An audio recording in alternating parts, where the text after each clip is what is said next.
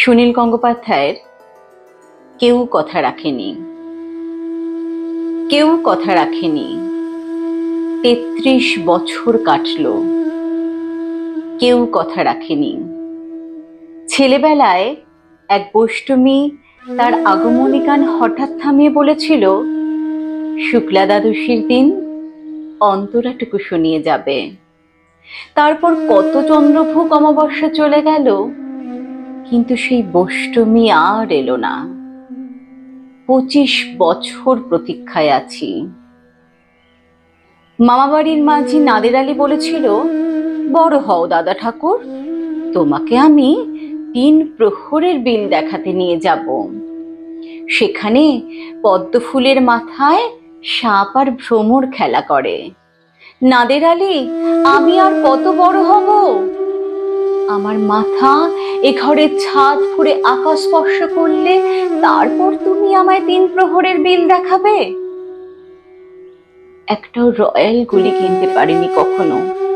লাঠি লজেন্স দেখিয়ে দেখিয়ে চুষেছে লস্কর বাড়ির ছেলেরা। ভিখিরির মতন চৌধুরীদের গেটে দাঁড়িয়ে দেখেছি। ভিতরে রাস উৎসব, অবিরল রঙের ধারার মধ্যে সুবর্ণ কঙ্কন পরা রমণীরা কত রকমের আমোদে হেসেছে। আমার দিকে তারা ফিরেও চায়নি। বাবা আমার কাঁধ ছুঁয়ে বলেছিলেন, দেখিস একদিন আমরাও। বাবা এখন অন্ধ, আমাদের দেখা হয়নি কিছুই। সেই রয়্যালগুলি, সেই লাঠি লজেন্স, সেই রাস উৎসব আমাকে কেউ ফিরিয়ে দেবে না।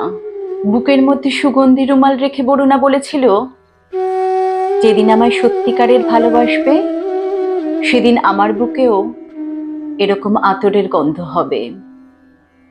ভালোবাসার জন্য আমি হাতের মুঠোয় প্রাণ নিয়েছি, দুরন্ত ষাঁড়ের চোখে বেঁধেছি লাল কাপড়, বিশ্ব সংসার তন্ন তন্ন করে খুঁজে এনেছি ১০৮টা নীল পদ্ম। তবু কথা রাখিনি বরুণা। এখন তার বুকে শুধুই মাংসের গন্ধ। এখনো সে যে কোনো নারী। কেউ কথা রাখেনি। ৩৩ বছর কাটলো, কেউ কথা রাখে না। আমার এই আবৃত্তিটি যদি আপনাদের ভালো লাগে তাহলে লাইক, কমেন্ট, শেয়ার করবেন, সাবস্ক্রাইব অবশ্যই করবেন।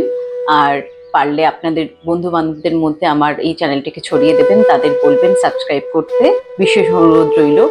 আর আজকে যে আবৃত্তিটি আপনাদের শোনালাম সেটি আমার বড় ননদ, আমার প্রিয় দিদি মেঘনা মুখার্জি, সুগায়িকা, তিনি আমাকে অনুরোধ করেছিলেন। তার অনুরোধে এই আবৃত্তিটি রইল আপনাদের জন্য।